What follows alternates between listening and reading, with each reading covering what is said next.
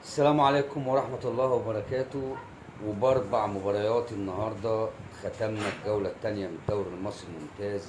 بدأت بالشرقية إنبي ووادي دجلة. هدف أول دجلة لدجلة، ثم كهربا تعادل من ضربة جزاء 1-1، لكن حمزة حسان يتقدم من ضربة جزاء لوادي دجلة.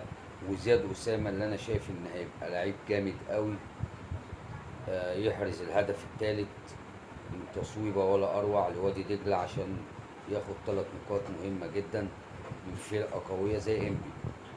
القناه والجونه تقدم القناه بهدف مبكر في الدقيقه 6، ثم تعادل احمد جمال للجونه قبل نهايه الشوط، والشوط الثاني كان ماشي سجال، نقطه هنا ونقطه هنا. والنادي الاهلي قوي جدا، النادي الاهلي سكواد قوي جدا جدا. النادي الاهلي السنه دي هيبقى غير، يمكن اللعيبه اللي اتضافت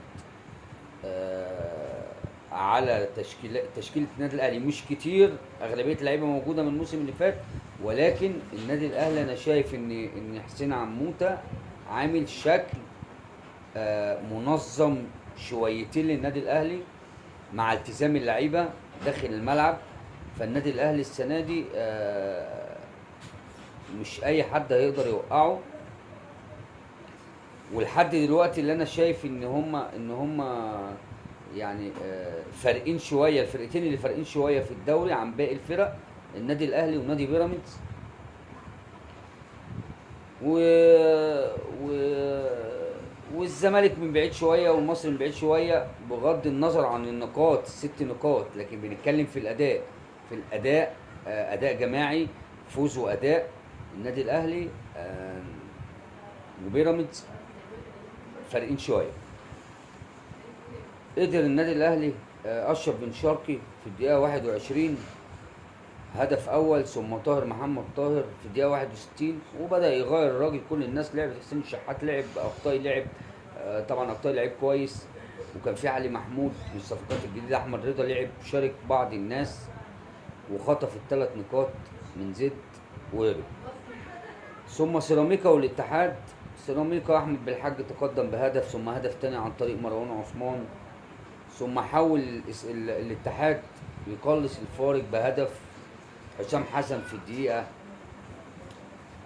77، ولكن جرادي شرح آتي للمباراة في الدقيقة 80 بهدف ثالث و3 نقاط مهمة لفرقة سيراميكا. وبكده ختمنا الجولة الثانية، وبإذن الله في انتظار الجولة الثالثة والمباريات ورا بعضها كل 3 أيام، واللي لعب من 3 أيام تلاقيه يلعب بكرة.